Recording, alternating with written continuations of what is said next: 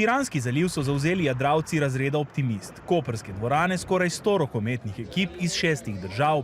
Tudi drugod na sprehajalnih poteh ob morju in v mestih je bila gneča. V tem času je za obisk obalnih krajev ključno vreme in to letos ni razočaralo. Poleg tekmovalcev je tako bilo veliko rekreativcev. Številni so se sprehajali, kolesarili, začela se je tudi sezona tenisa. Že nekaj časa turistični delavci ugotavljajo, da se vračajo tudi Italijani, sicer pa so tuji gostje tisti, ki jih je bilo te dni največ. I love the area, I love the tennis courts, I love the people, I love the food, so I love the whole country. That's why I come here. Toliko obiskovalcev pa pomeni tudi polne restauracije in polne hotele. No, v začetku preteklega tedna smo si obetali približno 80% zasedenost v vseh naših hotelih ob morju.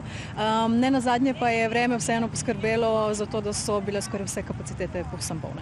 Številni so se sprehajali v kratkih rokavih, tudi ob pogledu na morje je marsikoga že zamikalo, da bi skočil van, a ima to zaenkrat šele 13 stopinj. Da prve višje temperature še ne prinašajo poletja, pa dokazuje tudi tale pogled na sneg v daljavi za Piransko Punto.